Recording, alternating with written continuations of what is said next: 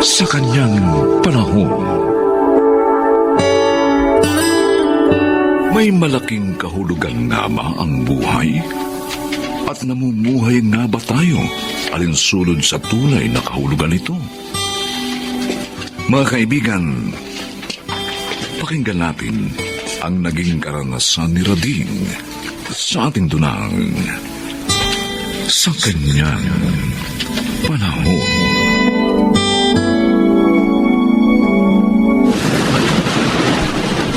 Rading!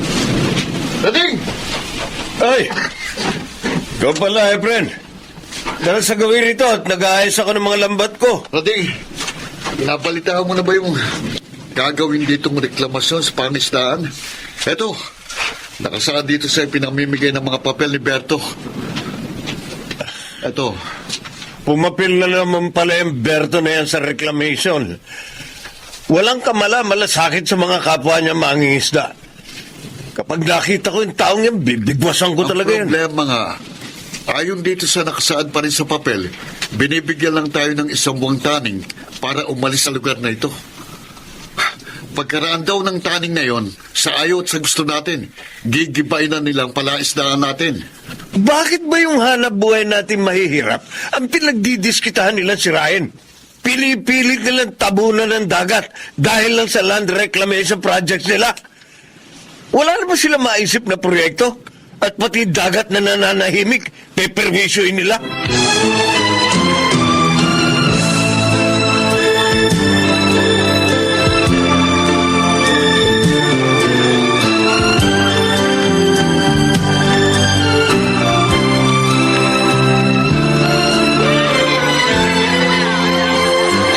Kapag natuloy ang reklamasyon, Dolor, saan naman kaya nila tayo itatapon?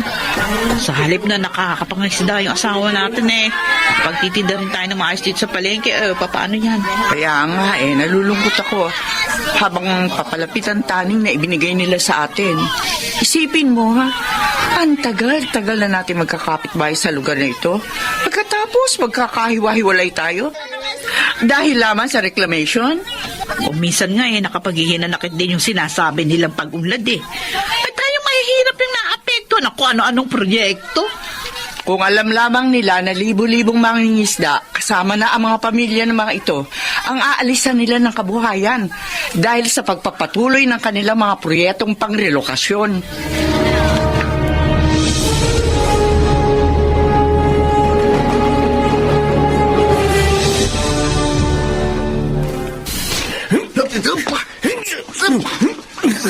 Ay, mukhang galing mo umilang, ha? Rading! Tika, ano ba? Ano ka? Bakit ba galit na galit ka sa akin? Wala naman akong ginagawang masama sa iyo. Yung kawalan mo ng malasakit sa aming mga kasama mo sa pangisdaan, yun ang ikinabibwisit ko. Kaya babasagin ko yung pagmumukha ko. Teka. Maliksi ka, ha? Parte lang naman ako ng pamimigay ng proyekto para sa relokasyon. Karapatan ko yun dahil gusto kong kumita ng pera. At sabihin mo makasarili ka. Sa halip na paglubagin mo mga loob namin, gumagawa ka pa ng paraan para umalis kami agad dito. Ikaw ang saradong utak, Rading. Ano ba ayaw mo sa reclamation? Samantalang pabor sa lahat yun. Dahil magbubukas yun ng mga oportunidad sa trabaho. Na ang kapalit, ang malawakang demolisyon dito sa pangisdaan. Ganon? Ha? Ganon ba, Berto? Kapag tinabunan ng ilang bahagi ng dagat, makagagawa ng mga artipisyal na isla na magpapalawak sa mga teritoryo ng mga syudad. Lilikha yun ng mga oportunidad para sa komersyal na pag-uunlad at makapagbibigay ng mga trabaho. Bakit ba hirap na hirap ka kaintindihin yun, Rading? Hayop ka, dahil para sa kapakanan ng nakararami iniisip ko. Hindi katulad mo, na puro perang pinaiiral sa buhay. Hayop ka! Tado ka, ha?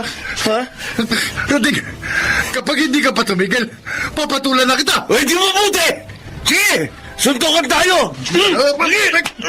Hayop ka!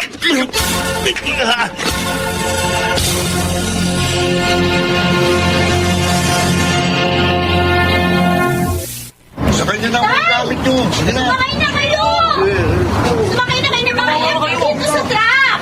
Baka po kasi bigla itong Dating- umalis. May iwan po kayo. Tara na. Mahirap na maiwan tayo ng truck. Maiwalay tayo sa mga pamilya natin. Lalo na, hindi naman natin alam kung saan tayo dadalhin. Nararamdaman mo ba nararamdaman ko, Efren? Para tayong mga basurang hahakutin. Pagkatapos, basta na lang itatambak kung saan. Wala naman tayong magagawa kundi tanggapin ang ipinangako nilang rehabilitasyon at papahay. Kahit pa paano, may babagsakan pa rin tayo.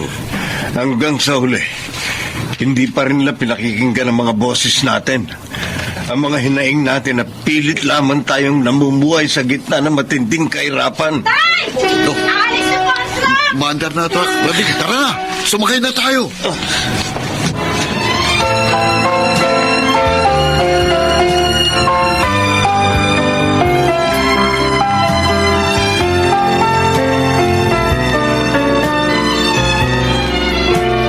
Ay, nako. Nakapanlulo mo naman talaga yung pagkakabagsak natin dito sa lugar na ito, Dolor. Para tayong nasa desierto. Dinala ba tayo dito? Para dito na rin mamatay? Alam mo, Belen, ang isang pinagpapasalamat ko sa pagkakadala sa atin sa lugar na ito, magkadikit lang yung mga unit na ibinigay sa atin. Ibig sabihin, magkakatulungan pa rin tayo. Gayon nung nasa pangisdahan tayo. At isa pa, yun na hintong pag-aaral ni Amor dahil lang sa wala sa panahong pagkakarelocate sa atin. Pati edukasyon ng anak ko naapektuhan. Ang mabuti pa, tara, maglakad-lakad tayo sa paligid para malaman natin kung paano tayo mabubuhay sa lugar na ito. Aba, imposible namang walang mga eskwelahan at ospital na malapit dito. At saka ang isa pa natin dapat hanapin, yung palengke. Dahil doon tayo makakakita ng hanap buhay.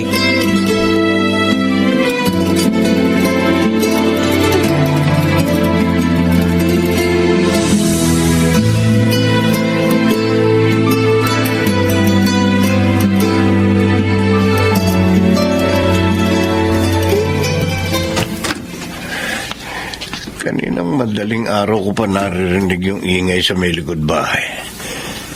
Parang may nagbubungkal ng lupa.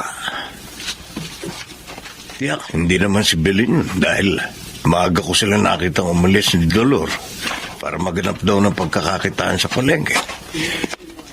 Pero imposible din si Amor. Mabuti pa, tingnan ko na lang kung sino may gawa ng ingay na naririnig ko.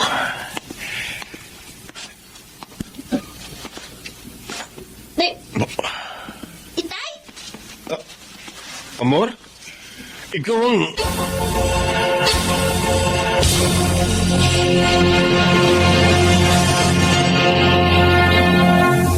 Tay, nakita ko po kasi itong mga supot ng mga bininang sili, okra at saluyot sa isang bakanting unit. Dito rin po sa hilera ng unit natin.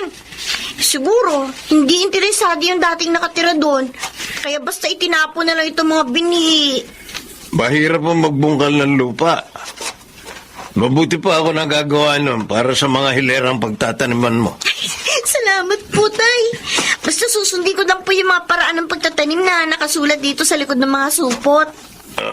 Sige anak, baka bago magtangali, naigawa na kita ng mga hilerang pagtataniman mo ng mga binhing yan. Ay, salamat po.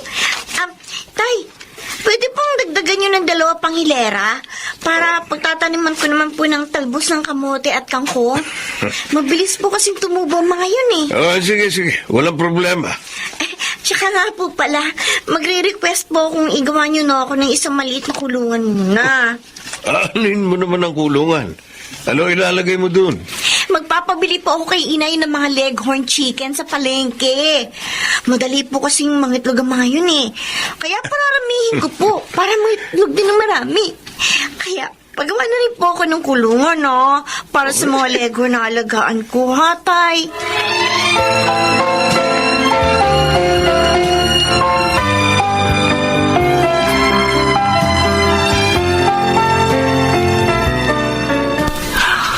Ang lalago na ng mga bunga ng mga tanim ni Amor, no, Belen? Oo. Abay, Sobra-sobra pa sa idinideliver natin sa mga suki nating may pwesto sa palengke. Malamig kasi yung mga kamay niya sa pagpapatubo ng halaman, Dolor. Kaya yung ultimong mga gulay na mahirap patubuin, aba, ay napabunga niya. Oo nga. Ba isipin mo ha, nagsimula lang sa mga binhing na pulot niya. Pero ngayon, sari-sari na yung mga pananim niya. Nakatulong din ng malaki ang kaalamang natutuhan niya sa gardening nung junior high school. Kaya nga sa pagtuntong niya ng senior high, organic agriculture raw ang kukunin niyang program. Dahil gusto niyang maging agriculturist balang araw.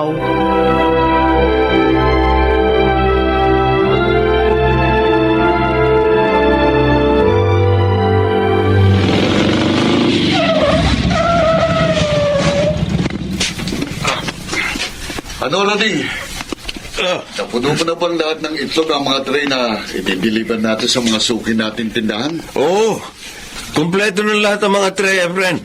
Kaya sakay mo na ang mga tray dyan sa tricycle mo. Siya nga pala.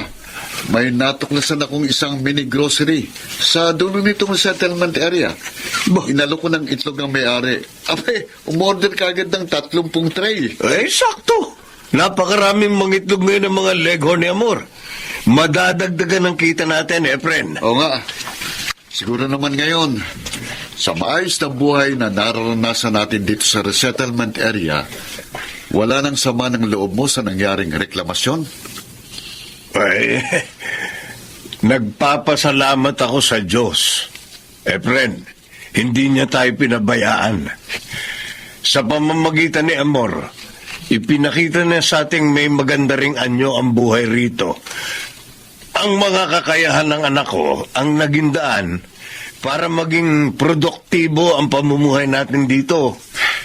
Kaya alam mo, kahit sa pinakamabibigat ng mga sandali sa ating mga buhay, huwag tayong bibitiw rin. Buhay ang ating Diyos at lagi tayong pinagpapala ng kanyang mga kamay. Tama ka, Efren. At nararapat lang natugon sa mga biyaya ng nasa itaas ang mga paraan ng ating pamumuhay. Dahil sa kanya pa rin nagmumula ang kabutihan.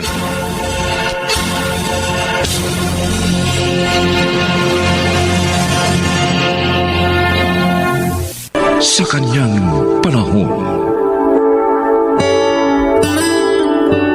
Paano nga ba magsikap para sa mas dakilang dignidad? Maging mapagpakumbaba at magkaroon ng tapat na layunin ng puso. Mga kaibigan, sasagutin ang katanungang yan sa naging karanasan ni Nestor sa ating dunang sa kanyang panahon.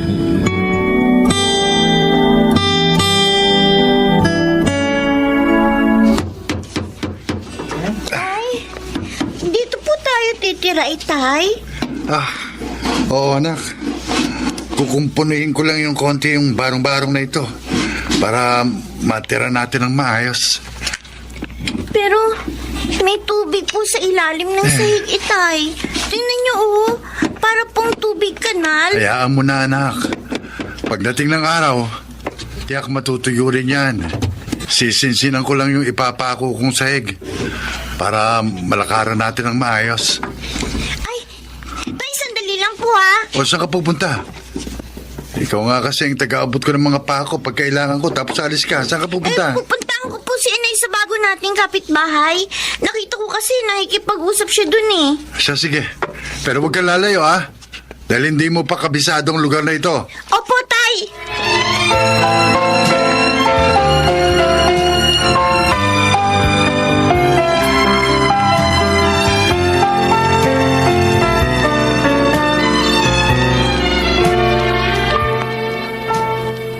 Ito yung pinakahanap buhay namin dito.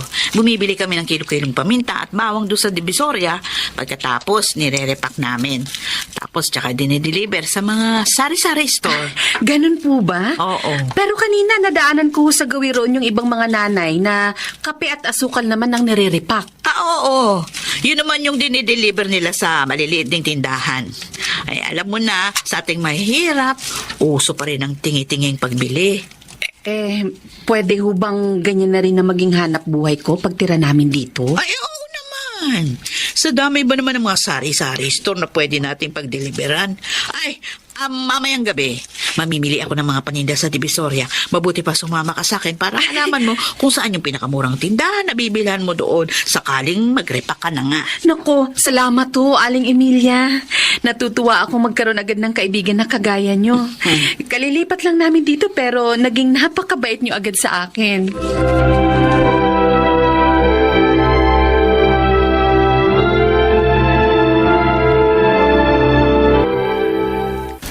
Kay Mang Subas siyang malaking bahay na batong yan ay tinatanong mo. Tigasing foreman kasi siya sa mga construction site na hawak niya. Kaya mabilis siyang naipakonkreto ang bahay niya.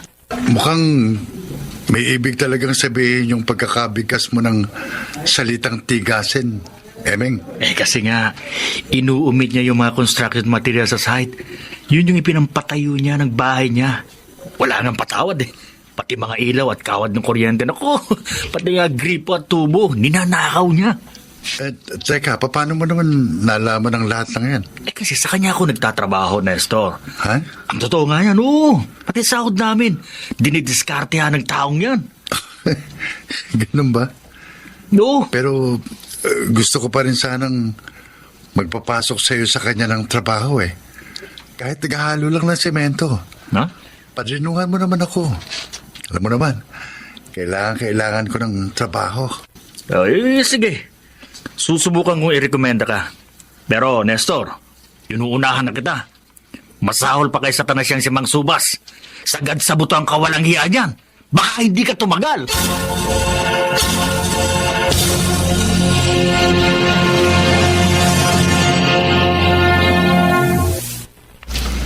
Bigyan mo muna ako ng 100 piso. Pagkatapos, pirmahan mo na itong biodata na to. Ay, para saan ho yung 100 piso, Mang Subas? Bayad mo rin sa pinirmahan mong biodata. Ha? Kailangan ko yan para alam ko mga detalye tungkol sa iyo. Nasa ganon, magkaroon man ako ng problema sa iyo, madali kita mahahanap. Emeng, Oh, tara na. ano? Tapos na kayo mag-usap ni Mang Subas? Oo. Siningil pa nga ako ng 100 piso sa pinirmahan kong biodata na galing sa kanya. Sabi ko naman sa iyo eh. Oo, ngayon. Napatunayan mo na kung gaano kaswitig sa peryang si Mang Subas, ano? Oo. Akalain mo yung biodata na tigli 5 piso lang sa bilihan ng office supplies. Sa kanya, 100. Kahit pa nga sabihin natin 10 piso lang yung Ay, naku. isang papel na yon. Ang laki pa rin ng patong niya. Di bale. Babawiin ko na lang yon kapag pumapasok na ako sa construction. Magsisipag na lang ako sa trabaho. Basta ha, mag-iingat ka sa kanya. Ibang klaseng nilalang yan.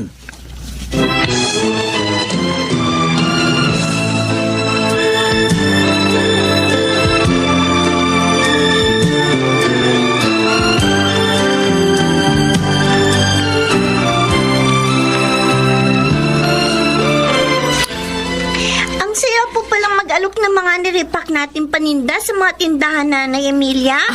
Lalo na po, pinapakyaw po halo sa mga tinda natin. Uy, hindi na nga kamo tayo abot sa iba pa nating mga suki. Kasi nga, ilang balot na lang itong mga nirepak natin. Ay tiyak, hanggang sa susunod na tindahan na lang napupuntahan natin. Siguro, kailangan na ho nating magdagdag pa ng mga iriripak, Aling Emilia. Pwede naman. Pero kailangan nating umisip ng paraan kung paano natin madaling maidi-deliver sa ating mga tindahan na pupuntahan yung ating mga paninda. Nakakangawit na itong pagbibitbit nitong bayong. Lalo na kung punong-puno ng paninda. Magpagawa na lang po tayo kay tatay ng maliit na kariton. Para doon na lang po natin isasakay yung mga paninda natin. Ang dami pa po kasi niyang tirang kahoy eh. Pagkatapos niyang sahigan yung barong-barong, Nay. Aba? Oo nga no. Sige. Mamaya pag uwi natin, babanggitin ko kaagad sa tatay mo.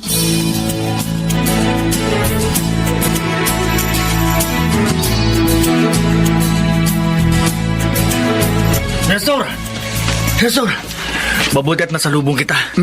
Papasok ka na ba sa construction site? Oo. Ngayon ang unang araw ko, di ba? Akala ko nga, nandun ka na eh. Galing na nga ako doon pero dahil sa malaking isyong pinag-uusapan doon ng mga trabahador tungkol sa'yo, kaya pinuntahan na kita dito sa inyo. Ha? Anong malaking isyong ibig mo sabihin, Emeng? Kasi ang sabi raw ni Mang Subas, ninakaw mo daw yung makapal niya bracelet na ginto. Nagkakahalaga ng 100,000 piso. Ano? Oo. Wala akong kinalaman sa pagkawala ng bracelet na sinasabi ng matandang yun. Yan sabi na wala daw yun nung araw na pumirma ka sa sala nila ng biodata. Nakalapag lang daw yung bracelet sa lamisita pero pag alis mo daw, nawala na yung alahas. Malaking kasinungalingan yun. Hindi wala nga laman ng bulsa ko nung araw na yun, kundi yung 100 piso na kinurap pa niya. Oy, anong balak mo ngayon, Nestor? Malinis ang konsensya ko, Emeng. At kung konsensya sa konsensya ang labanan, hindi ko uurungan si Mang Subas.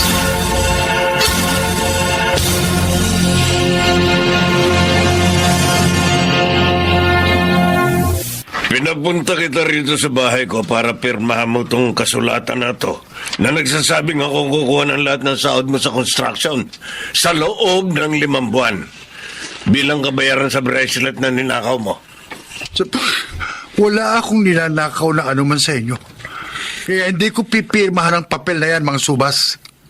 Pipirmahan mo to, lalabas kang duguan dito sa bahay ko. Baka nakakalimutan mo.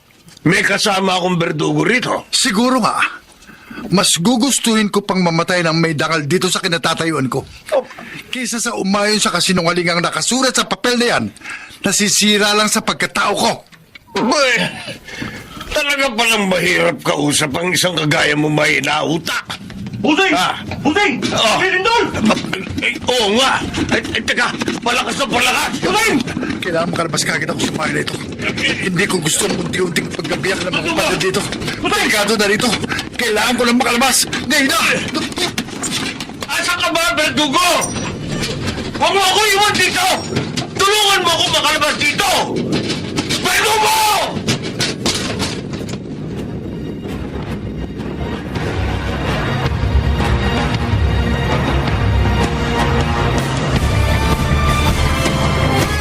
Napakalakas ng lindol na yun, ano, Tessa? Oo nga ho. Ang mainam lang sa mga bahay natin gawa sa kahoy, kaya hindi ganun katelikado kahit magiba. Ay, kuminsan tuloy. Naiisip ko, may benepisyo pa rin yung pagiging isang mahirap. Pero nakita ho ba ninyo yung bahay na bato ni Mang Subas? Para pong pinulbos ng gumuho. Halos wala nang pader na naiwang nakatayo dahil sa lakas ng lindol na yun. Ang masaklap, hanggang ngayon, hinahanap pa ng mga rescuer yung katawan niya sa guho. Pati na rin yung lalaking berdugo na kasama niyang nangaabuso sa mga trabador sa konstruksyon. Sana nga ho, buhay pa sila. 1 linggo na rin na nakalilipas mula ng simula ng paghuhukay sa gumuhong bahay ni Mang Subas.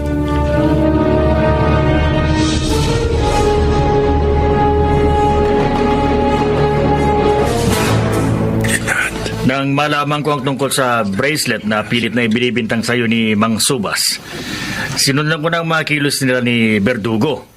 Swerte namang isang gabi, nakuhanan ko sila ng video samantalang nagiinuman sa construction site.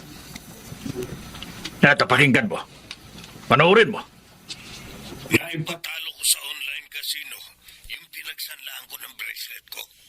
Kaya kailangan kong mabawi yung perang nawala. At ang mangmang na si Nestor ang babawian ko. Bago pa lang siya rito sa construction. Kaya tiyak na hindi siya makakapalag.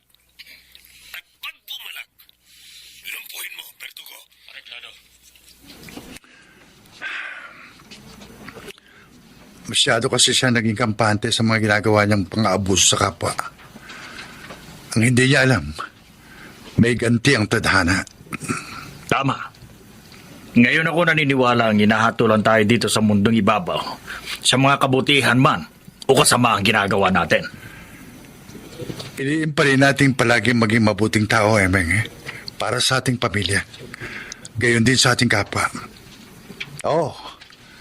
Alam ko mahirap gawin.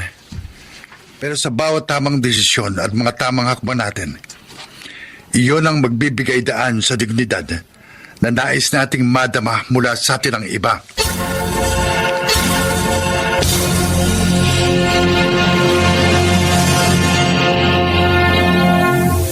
sa kanyang panahon. Mga kaibigan, narito po ang naging karanasan ni Sunny sa ating dunang sa kanyang panahon.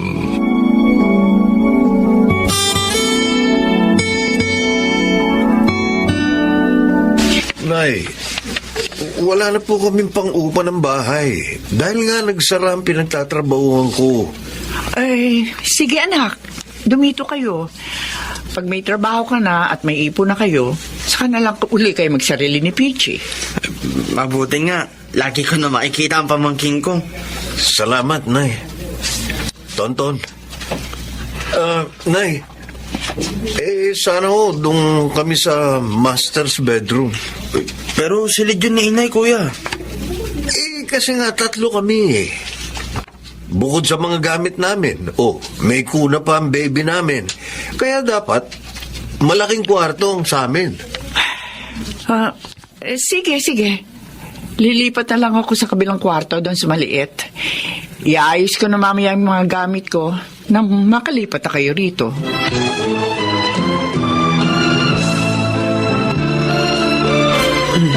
Dinalang ko kayo ng bigas at mga gulay, anak. May lutong ulam din diyan. Salamat po, inay. Hoy, nasaan si Sunny? Ay, sinubukan po niya magbenta ng mga gamit online. Meron namang nag-order. Kaya ayun po, inaayos po niya yung delivery. Hoy, mabuti naman at kahit paano kumikita na pala siya. Oo nga, nay. Nahiya na nga po ako kay Nanay Carmen. Bakit? Kasi po, may mga pagkakataon na kinakapos na rin sila. Kasi kahit pagkain, inaasa pa sa kanya ng asawa ko. Aba, mali naman yun. Kung may pambili naman kayo, dapat huwag na kayo umasa. Dahil isang pamilya kayo At saka pinag-aaral pa ni Balay ang bunsong kapatid ni Sunny. Sinabi ko na nga rin po yun kay Sunny. Ayaw makinig. Anak din naman daw siya ni Nanay Carmen. Kaya dapat tulungan din siya. Ano man namang klaseng katwiran meron niyang asawa mo? Tinutulungan naman kayo Kaya nga dito na kayo pinatira. Pero wag naman ipabalikat ni Sunny kay Balae ang kanyang responsibilidad. Sunny, pakisampay mo naman yung mga nilaban kong damit natin. Nagising na kasi si baby, ayaw magbababa. Nasaan ba? Ay, nado sa labahan. O kung gusto mo, ikaw na lang magkarga kay baby. Ako na lang magsasampay. Ako na magsasampay. At pagkatapos, lalabas ako. Makikipagkwentuhan ako sa mga kaibigan ko.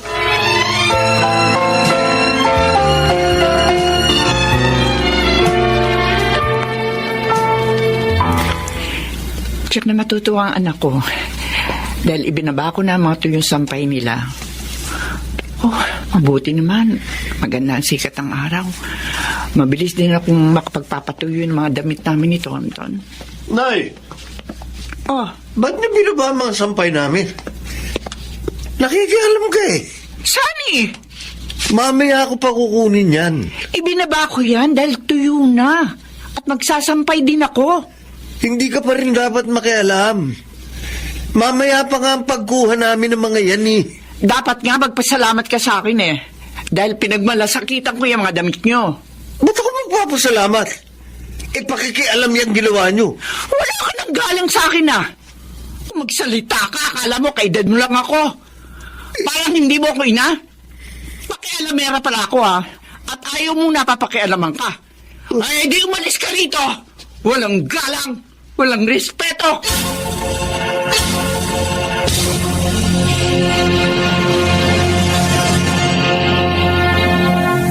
Kaya naman sa kaibigan mo, Sunny. Ni hindi pinaupahan sa atin itong kwarto. Binigay na lang. Libre. Mabait si Renan, Pichi. Bata pa lang kami, magkaibigan na kami. Kaya hindi ka dapat mahiya sa kanya. Pero hanggang kailan tayo dito? Pag may trabaho na ako at nakaluwag-luwag tayo, saka tayo aalis dito kina Renan. O paano si Nanay Carmen? Wala nang problema sa kanya. Dahil malayo na tayo sa kanila. Huwag mo na siyang isipin. Sunny, nanay mo siya. Dapat humingi ka ng tawad sa pagsagot mo ng pabalang. Siyang mali. Dahil pinalayas na tayo. Kaya siyang dapat humingi ng tawad sa akin. Ano ka ba? Ikaw, Pichi, ayoko nang tatawag ka kay inay. Ano? Bakit naman? Hayaan mo na siya. Pakikita natin sa kanya na kaya nating mabuhay ng wala ang tulong niya. Nay, darating po mamaya ang mga kaibigan ko. Nasabi ko po sa kanila na may konti tayong handa para ngayong birthday ko. Ang kuya Sani mo, tinawagan ka ba? Binati ka? Hindi po eh. Ako po ang tumawag sa kanya. Inamusta ko po sila. Anong sabi niya? Okay naman daw po sila. Tinatanong ko nga kung bakit hindi po kayo tinatawagan eh. Ang sabi niya, kaya raw kasi pinalayas niyo sila. Ang kapatid mo talaga, oo. Masyado mataas ang pride. Mapagtanim pa ng sama ng loob. Nasaktan na nga niya, damdamin ko na sagutin niya ako ng pabalang. Gusto pa yata niya. Ako pang humingi ng tawad sa kanya. Sabi ko nga po sa kanya, huwag siyang ganun. Dahil hindi matutuwa ang Diyos sa anak na walang respeto at paggalang sa magulang. Mabuti ka pa, Tonton. Kahit mas bata ka. Mas nakauunawa ka. Hindi ka tulad ng kuya mo.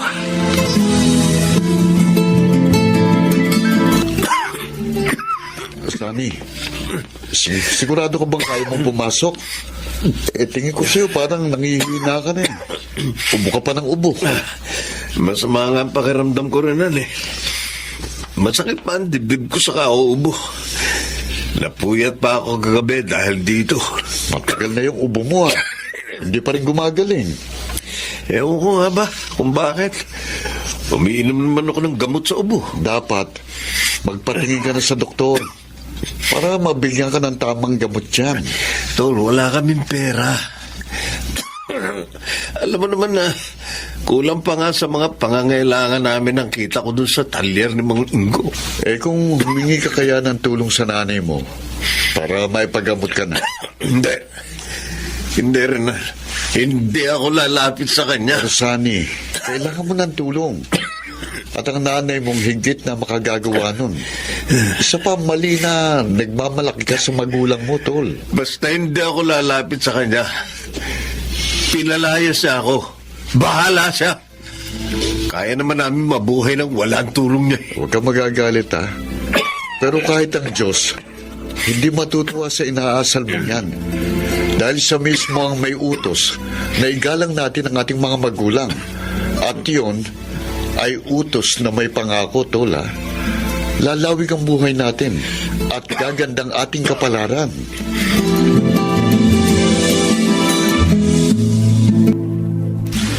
Maupo ho kayo, Nanay Karing. Salamat, Tonton. Si Bala, nariyan ba? Opo, sandali lang po, tatawagin ko. Salamat naman. At narito siya. Sana may sama ko si Balaing Carmen ngayon.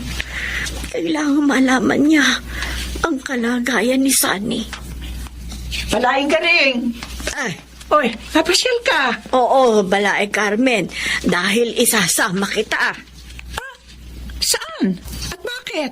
Si Sunny, isinugod ni Peachy sa ospital. Pero bakit? Hindi na kasi nila ako tinatawagan mula nung umalis sila rito eh. Kaya wala akong balita sa kanila. Bakit ba balae? Ano ba nangyari sa anak ko?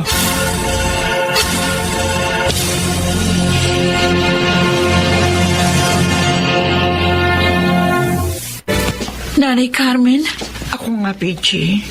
paano niyo po nalaman na dito kami sa ospital? Ay, sinama ko si Balaing Carmen, anak. Nay, Bakit hindi mo ipinaalam sa akin? May sakit pa lang ang anak ko. Dinala mo dito sa ospital, Peachy. sorry po nanay. Kasi po si Sunny, inutusan niya ako noon na huwag kayong tatawagan. Alam ko pong mali yun, kaya lang ayoko po magalit siya at awayin ako. Eh, yun din nga ang sinabi ko kay Balae, Peachy. Dahil hindi ka naman namin pinalaking nagmamalaki sa magulang. Ang batang yun talaga. hindi na nagbago. Hanggang ngayon, mapagtanim pa rin ang galit. Nanay Carmen, pasensya na po. Kung sinunod ko si Sonny. Huwag ka mag-alala, Pichi. At mahal kita, anak. Iniukol ko sa inyo ng kapatid mo ang buhay ko. Salamat po, Inay. Sa tulong at pagpapatawad ninyo. Pangako po, babaguhin ko ng ang aking pag-uugali.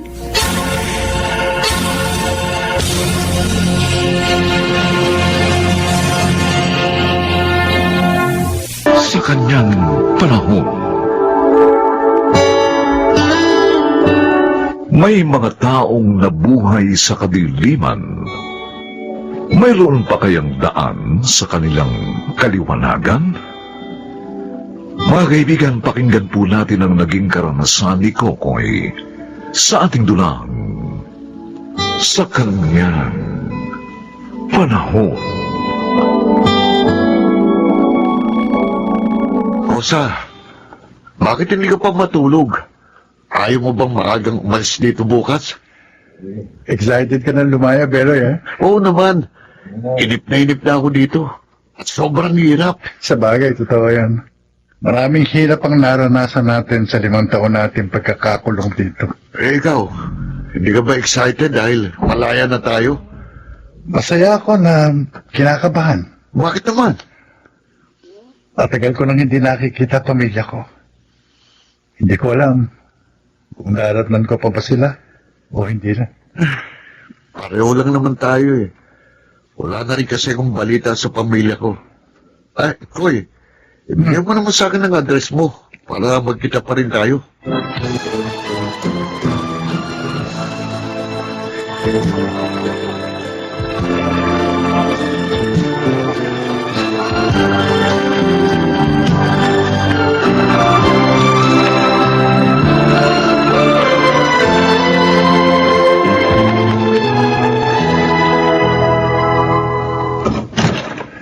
Nay! Ako, anak, malaya ka na. Opo, inay. Sa wakas, nakalaya rin ako. Salamat sa Diyos. Pasensya ka na nga pala, anak, ha. Matagal ako hindi nakapunta sa'yo. Eh, paano? Hirap din kasi kami ng ate mo. Naunawaan ko po yun. At patawad pong muli sa mga kasalanang ginawa ko. Kalimutan na natin yun, anak. Sana lang ngayong malaya ka na, makapagbagong buhay ka na. Pangako, inay. Iaayos ko na ang buhay ko. Sila, kasi nga pala, nariyan pa ho ba sila? Eh, anak, wala na sila dito eh. Ilang taon na rin silang kinuha ni Balaing Linggo. Kaya pala, nawala na ako ng balita sa kanila. Hindi ko naman masisisi si Tessie na sumama sa tatay niya. Akong nagkulang at nagpabaya sa kanila.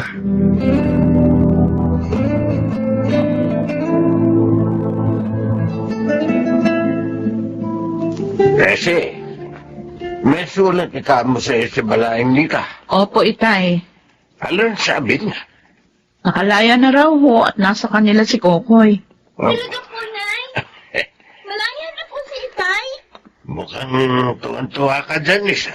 Kasi po, Lolo Ingo, namimiss ko na po si Itay. Matagal ko na po siyang hindi nakikita. Hindi na kayo dapat makipagkita pa sa taong yun. Itay, Uy, totoo naman ah. Hindi siya naging mabuti sa inyo. Nakulong siya dahil sa pagbebenta ng bawal na gamot. Baka naman po, magbago na si Itay ngayon, Lolo Ingo. Hindi kayo nakikitiyak. Kaya huwag niyo ilagay ang sarili niyo sa panganib. Huwag kayo makipagkita sa kanya. Huwag niyo na sagutin pa ang sulat ni Balaing Nita.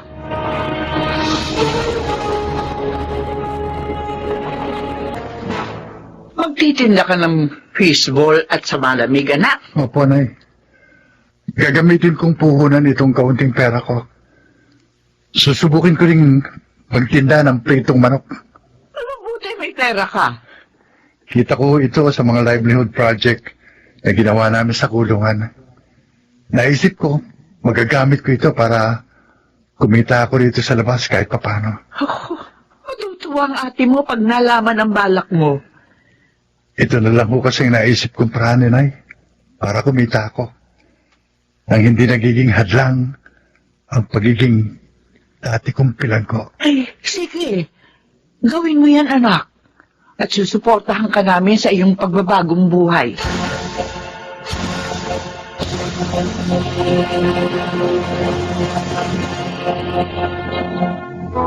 Kokoy, pagtitinda pala ng fishball sa malamig at pritong manok ang pinagkakakitaan mo dito. Oo, Beloy. O, kumusta naman? Ayos na ayos. 4 na nga ang pwesto ko eh. Yung 3, kapatid ko at mga pinsan ang nag-aasikaso. At itong pinakabagong pwesto ko, ako naman. Pero ang hirap, di ba? Hindi madali ang pag-iipon. Talaga namang walang madaling trabaho. Koy, sumama ka na lang sa akin. Kikita ka ng malaki dito. At makukuha mo na ang iyong mag-ina. Ha? Ano yan, Beloy? Huwag mo sabihing bumalik ka na naman sa masamang gawain. Ito lang ang trabaho maaaring kumita ng malaki. Huwag kang mag-alala. Hindi na droga ito eh. Mga bahisan lang ang nanakaw natin. Ha? Beloy, kaibigan kita. Uy, Nagkalapit tayo sa kulungan. Pero pasensya na. Hindi na ako maaaring sumama sa'yo. ano? Uy, mag-isip ka. Malaking grasya itong lumalapit sa'yo. Gusto ko nang magbagong buhay, pare. Naku, Sana maunawaan mo ko. At sana, ganun din ang gawin mo. Mapapahamak ka na naman kapag pinasok mo yan.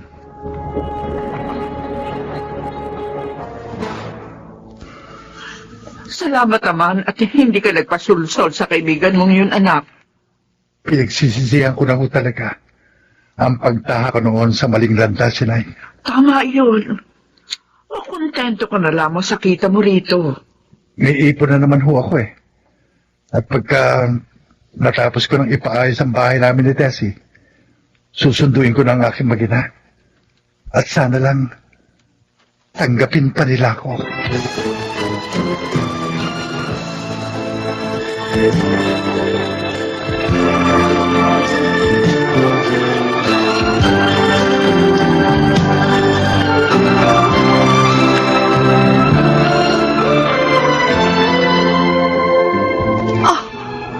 Ikaw nga ba?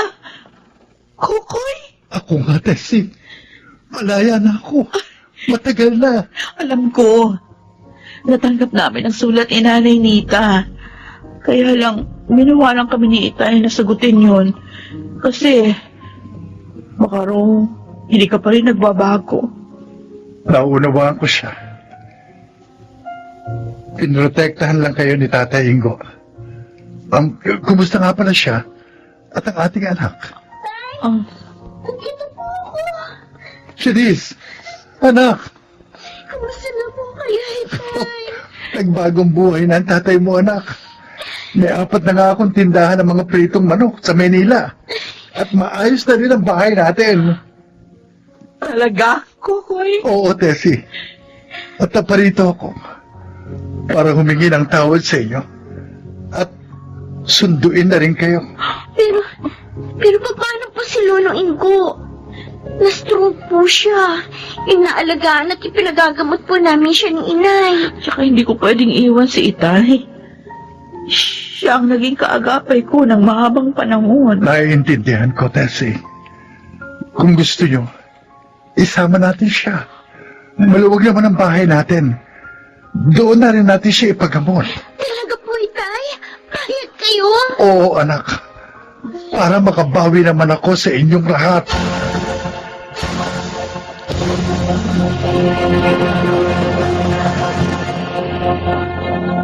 O Kukoy, ayos ko na yung panlima nating tindahan.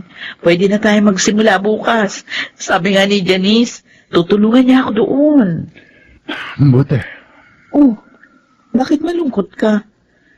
Bumutong hininga ka pa. May problema ba? Wala, Tessie. Nalungkot lang ako sa nabalitaan ko. Bakit? Ano yun? Yung kaibigan ko si Beloy. Oo. Yung sinabi ko sa iyo na naging kaibigan ko sa kulungan at kasabay kong lumaya. O bakit? Ano nangyari sa kanya? Wala na siya. Napatay daw ng mga responding pulis Ha? habang nagnanakaw sila sa isang pawn shop. Uy, sayang. Binigyan na nga siya ng Diyos ng pangalawang pagkakataon para magbagong buhay. Hindi pa niya ginamit. Sinabihan ko naman siya. Pero hindi siya nakinig.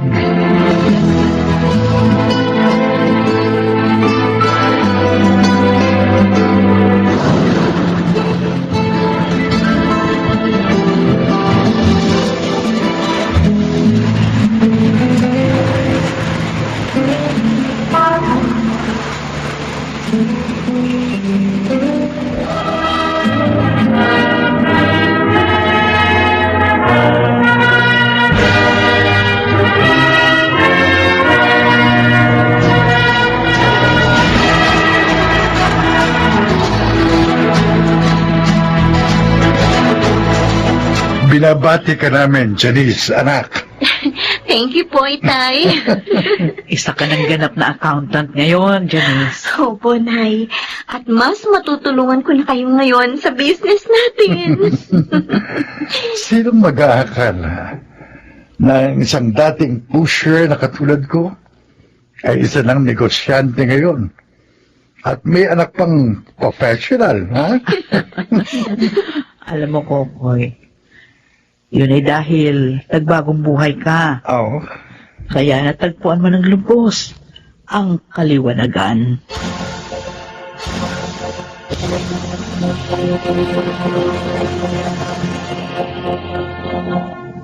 Sa kanyang panahon, may mga taong talagang mapagsamantala na walang pakundangan kung mang-abuso. Ganon pa man, mayroon din namang mga may ginintuang puso na walang ibang hangad kundi ang tumulong at dumamay sa mga naaapi at inaabuso. Mga kaibigan, narito't ating pakinggan ang naging karanasan ni Offeng sa ating dulang sa kanyang panahon.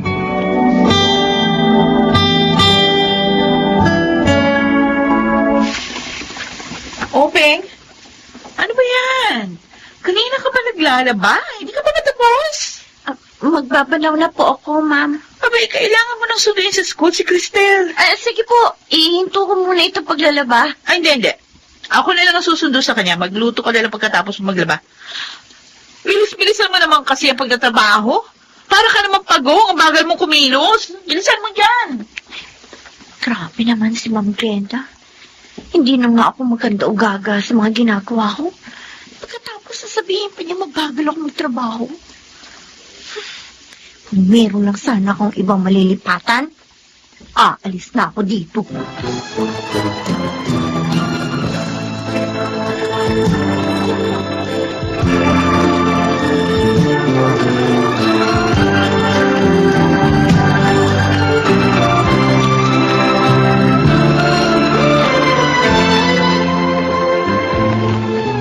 Wow! Ang swerte ko naman. Ikaw ang paserong natapat sa akin. Sige, sakay ka na. Ayoko nang sumakay sa tricycle mo.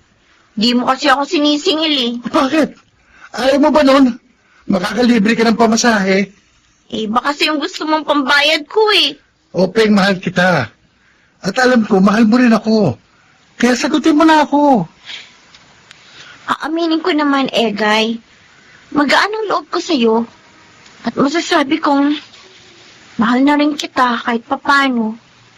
Pero ayoko pa talaga makipag-boyfriend eh. Hindi pa ako handa. Sabi ko naman sa'yo, hindi ako nagmamadali. Mahal kita at nakalaan akong maghintay.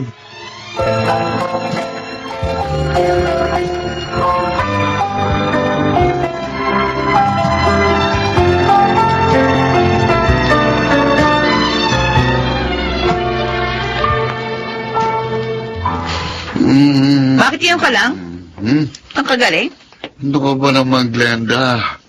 Kung makapagtanong ka, parang ngayon lang ako umuwi ng ganitong oras. Ayun na nga eh. Napapadalas ang gimmick mo, ha? Siguro meron kang kinalolo ko ang babae doon sa beer house. Na beer house na, sir. Kaya madalas ang punta mo doon. Ano ba problema mo? Sa'yo pa rin naman ako umuwi. At hindi rin kita ginugutom. Ah, basta! Buwas-buwasan mo yung pagigimik-gimik mo, ha? Luis, may asawa ka na. Huwag kang magbuhay binata. Alam ko na kung bakit ka nagkakaganyan. Kulang ka lang siguro sa lambing. Ano ba? Baho mo, ha? Huwag mo akong halikan. Pakipot pa ito. Ito naman gusto mo. Ano sabi? Ano ba? Kadiri ka? Ganun. Lakas mo mang-insulto, ha? Sige. Umpisa ngayon, ha? Tandaan mo. No. Hindi na kita sisipingan. O, sige. Ano? Umpisahan mo na ngayon. Talaga? Dahil hindi ka natatabi sa akin. Talaga lang, ha? Doon ka na matutulog sa sofa.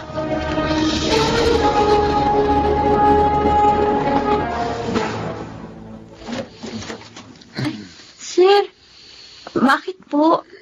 Ano pong kailangan nyo? Hindi ako papapasukin ni Glenda sa aming kwarto, kaya dito ako matutulog. Sige po.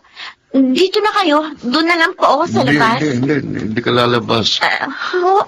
Magkatabi tayong matutulog.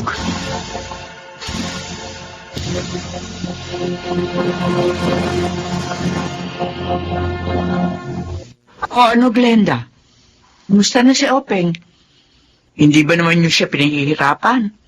Kumakain ba siya ng tama sa oras? Teka nga, ma. May napapansin na ako sa inyo, eh. Bakit ba masyado kayong concerned doon sa kasambahay namin? Kamag-anak niya siya. Hindi naman sa ganon. Dapat mo kasing pakitunguhan ng maayos ang iyong kasambahay. Kadugo mo man siya o hindi. Upang sa ganon, ay maging matapat siya sa inyo. Hindi naman lingid sa iyo nangyari sa inyong kapitbahay, di ba? Ninakawan sila ng kanilang kasambahay dahil hindi maganda ang pagtrato sa kanya. Huwag kayong mag-alala. Hindi mangyayari sa amin yun. Hindi naman ako kasintangan ng kapitbahay namin. Mabuti naman kung ganon. O nga pala, si Luis. Kumusta kayong dalawa? Maayos ba pagsasama niyo? Ay naku, ma. Hindi ko na gusto yung ginagawa niya. Ha? Dahil bukod sa magiging lasenggo, babaero pa. Kaya pwede ba? Pagsabihan niyang manugang yung irresponsable.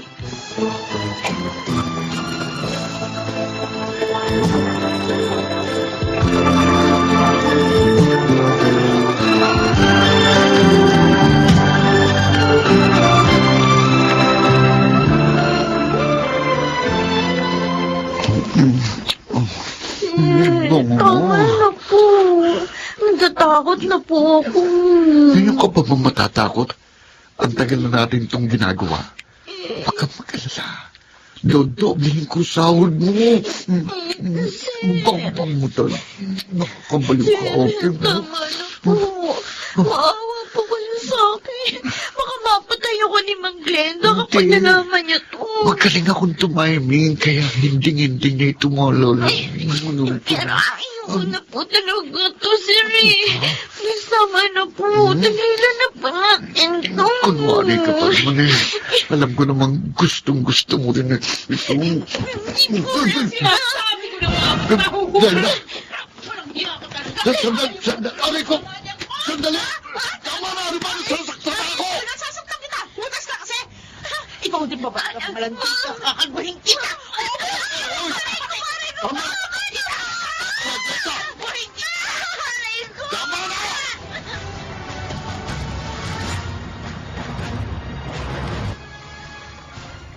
Matagal ka na palang inaabuso ng manugang ko. Bakit hindi mo kaagad sinabi sa akin? Natatakot po kasi ako eh. Dahil pinagbantaan niya ako. At natatakot din po ako kay Mang Glenda. Pero sana nga nagsabi ka agad. Hindi mo na sana hinintay na mahuli pa kayo. Kung naging maagap ka, o sana, hindi na lumaki ang problema. Yun na nga po eh. Natatakot na po ako dahil may malaki na nga po akong problema. Anong problema? Mahigit 2 buwan na pong delayed ang monthly period ko. Ha? Madalas na rin pong sumama ang pakiramdam ko. Kaya, malamang po, nabuntis na buhay. Kumpirmado. Buntis ka nga. Ano po ang gagawin ko? Umuwi ka muna sa probinsya. Doon ka mga anak.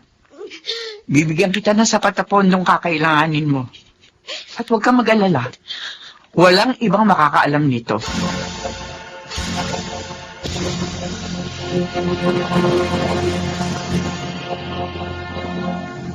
Sasamahan kita sa probinsya. At pakakasalan na rin kita. Alam mo ba ang sinasabi mo? Isang katangahan ang gagawin mo. Kaya huwag ka magpakabayani. Sabi ko naman sa'yo, mahal kita. At wala akong pakialam kahit pa magmukha akong tanga. Hahayaan mo bang isilang na isang bastardong anak mo? Sigurado ka ba? Oo. At ipinapangako ko sa'yo. Mamahalin kita ng tapat.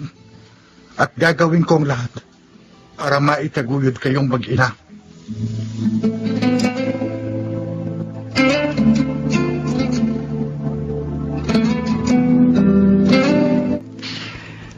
Bakit mo ginagawa kay Openg? Hindi ka ba naaawa sa kanya? Ma, tao lang po akong nahuhulog sa tukso.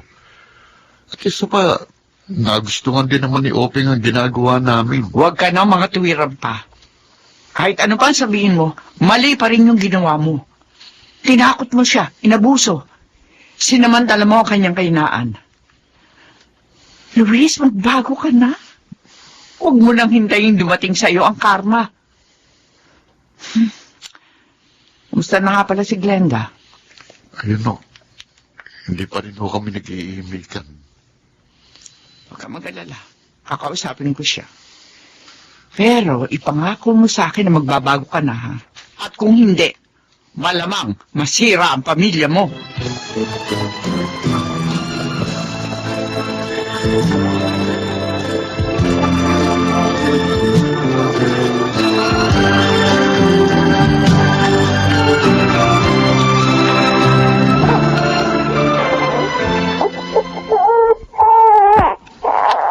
Eto ang tseke. Kunin niyo. Sapat na siguro yan para makapagtayo kayo ng munting negosyo. Ang laki na po nito, ma'am. Marami pong salamat. Opo, ma'am. Malaking bagay po ito para sa isang magandang umpisa. Marami pong salamat. Walang anuman yon. Ang importante ay maging maganda ang inyong kinabukasan. At maging maayos at matiwasay ang inyong pagsasama. Kumusta na po pala si na Ma'am Glenda? Okay na sila. Nakaayos na. Kaya sana hindi na makarating sa kaalaman nila ang tungkol sa sanggol na iyong isinilang. Wala po talaga kaming balak na ipaalam sa kanilang bagay na ito. Para naman sa ganun, matahimik tayong lahat. Opo, ma'am. At minsan pa po, gusto ko muli magpasalamat sa inyong kagandahang loob. Maraming salamat din sa inyo. At hangad ko ang inyong masayang pagsasama.